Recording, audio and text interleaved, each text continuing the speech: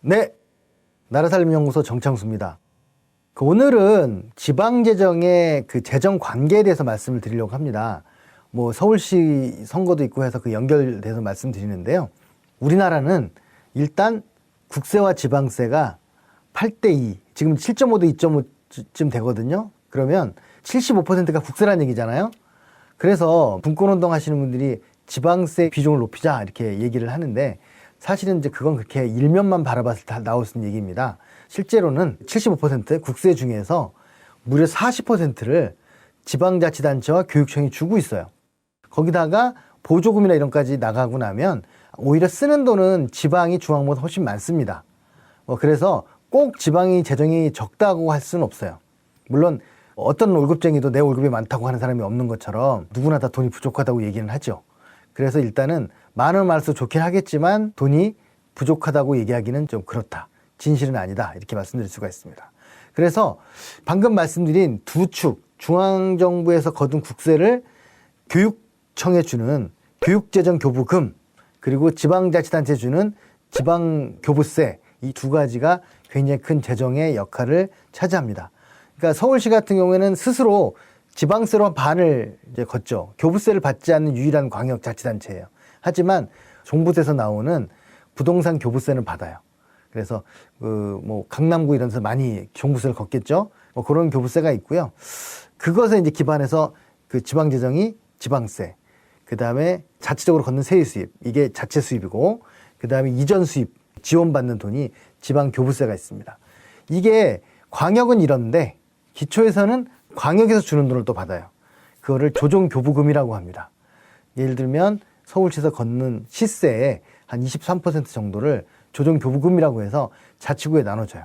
근데 대부분의 지자체는 거기서 끝나는데, 서울은 좀 더 특이한 게 뭐가 있냐면 자치구 간의 재정 격차가 있어요. 강남구의 지방세하고 제일 좀 형편이 어려운 곳의 지방세가 거의 16배 이상 차이가 납니다.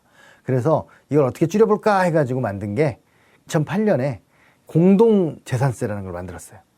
자치구들이 걷는 세금 중에 제일 큰 게 재산세거든요. 거의 다 재산세가 대부분입니다. 그래서 자치구에서 걷는 재산세를 반씩 다 걷어가지고 다시 25분의 1씩 나눠준 거예요. 그럼 뭐 반씩 걷어서 똑같이 n분의 1로 나눴는데 뭐지? 라고 생각할 수 있는데요. 아까 말씀드린 재정 격차가 16배나 되다 보니까 나눠주고 나면 격차가 4배 정도로 줄었습니다.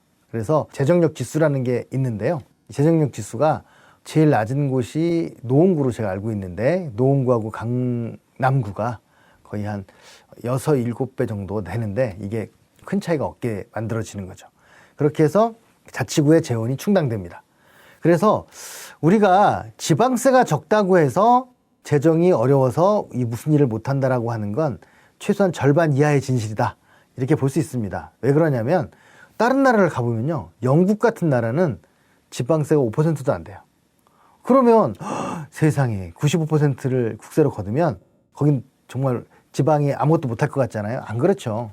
중앙에 거둔 돈을 또 여러 가지를 통해 나눠주기 때문에 국세와 지방세의 비중의 문제는 중요하지 않고, 오히려 그 돈을 어떻게 재배분하는가, 이게 중요한 문제입니다. 그래서 만약에 우리나라의 지방 분권에 어려움이 있다고 한다면 지방이 돈을 마음대로 쓰게 하지 못한다든가 뭐 이런 게 문제가 되겠죠. 액수의 문제는 아니다, 이렇게 볼 수 있습니다. 자, 그런 상태에서 우리가 좀 알아야 되는 게 뭐냐면, 중앙정부에서 교육청이 준 교부금 중에 4% 정도는 특별교부세라는 게 있어요. 이거는 그야말로 특별히 주는 거기 때문에, 이거 때문에 사실은 행안부라든가 교육부에서 지방에 대해서 지침을 정해서 뭘 해야 된다라는 주장을 할 때 통할 수 있는 게 작은 돈이지만 그 돈을 가지고 좀 하고 있고요. 정치인들도 내가 우리 지역에 뭘 따왔어 얘기할 때 그 4% 되는 돈 가지고 얘기를 합니다. 그리고 이게 광역으로 오면 광역에서 조정교부금을 주잖아요. 자치구나 시군에다가 줄 때 한 10% 정도 특별조정교부금이라는 게 있습니다. 이건 역시나 뻔히 가는 돈이 정해져 있긴 하지만, 그럼에도 불구하고 광역에서 하려고 하는 정책을 따라하는 지자체에 대해서 좀 더 인센티브를 주는 그런 제도를 운영하고 있습니다. 그래서 경기도 같은 경우에는요, 한 4, 500억 들여가지고 경진대회를 해서 자기들이 볼 때 밀어주고 싶은 정책을 공모 선정해가지고 주기도 해요. 그래서 지금 경기도 같은 경우에는 시군들이 경진대회 1등을 하는 게 굉장히 중요한 목표가 되고 있기도 해요. 그래서 그런 식으로 광역이 역할을 하는데, 저는 개인적으로는 저를 비롯한 몇몇 전문가들은 도가 꼭 필요한 것이냐 하는 문제제기를 하는 곳들이 있고요. 그리고 특광역시로 오면 자치구가 꼭 필요할까? 그런 의문을 제기하는 곳도 많아요. 우리나라의 자치단체는 또 무슨 문제가 있냐면 너무 커요. 물론 군으로 가면 2만 명, 3만 명밖에 안 되지만 우리나라가 지금 5천만 아닙니까? 근데 226개의 기초자치단체가 있죠. 이 기초자치단체들이 나눠보면 한 군데당 20만 명 정도 되는 거예요. 전 세계 주요 국가 중에서 기초자치단체의 인구가 굉장히 많은 곳에 해당됩니다. 경기도가 뭐 100만짜리 이런 기초자치단체들 있잖아요. 제주도가 60만인데 그렇기 때문에 이 문제에 대해서 좀 합리적인 재편성이 필요한데, 문제는 이미 정치적으로 고정화되어 있어가지고 이걸 바꾸는 게 쉽지 않습니다. 많은 연구가 돼 있습니다만 시행되는 건 또 다른 거의 개헌에 준하는 그런 조건이 형성돼야 되기 때문에 쉽지 않다, 이런 말씀 드릴 수 있고요. 최근에 그래도 조금 논의가 되고 있는 게 뭐냐면 도와 광역시를 통합하는 문제가 좀 진지하게 논의되고 있어요. 예를 들면 광주하고 전남, 대구하고 경북 이런 곳 있잖아요. 그리고 대전하고 충남 이런 곳들에 대해서 통폐합을 해야 되는 게 아니냐라는 부분이 이제는 좀 굉장히 서로 진지하게 논의가 되고 있기 때문에 그런 문제가 좀 앞으로 어떻게 될까 하는 문제가 관전 포인트 중에 하나입니다. 그리고 또 하나, 이 교부세를 주고 할 때 뭐가 있냐면 또 하나 따로 가는 게 지방소비세라는 제도가 있습니다. 부가가치세 21%를 지방소비세로 주거든요. 광역에다가. 그런데 이렇게 주다 보니까 어떻게 되겠습니까? 잘 사는 곳이 더 소비가 많겠죠. 그래서 지금 기준은 특별시 100, 광역시 200, 도가 300 이런 기준으로 지역에 더 많은 가중치를 주어서 지방소비세를 주기도 하고요. 더군다나 그중에 또 일부를 떼어내서 지역상생발전기금이라는 걸 만들어서 이걸 가지고 비수도권에 지원을 하는 그런 제도를 운영하고 있습니다. 또 하나, 교육청의 예산, 우리나라 지방교육재정이 60조가 되거든요. 이 60조에 되는 돈의 상당 부분은 아까 말씀드린 국세의 20% 정도를 지방교육재정 교부금으로 해가지고 주는 게 있는데요.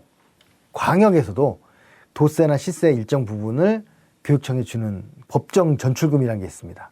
이 법정 전출금이 서울시 같은 경우에는 아까 말씀드린 조 단위로 이제 가고 있습니다. 그래서 광역에서 교육청으로 가는 그런 재정이 있다. 그래서 이렇게 굉장히 복잡하죠. 그래서 이런 복잡한 관계들 서로 얽혀 있다. 이런 부분을 이해하시면 될 것 같고요. 그래서 전문가들 중에는 이 교육재정이랑 자치재정을 이렇게 딱 분리해야 돼?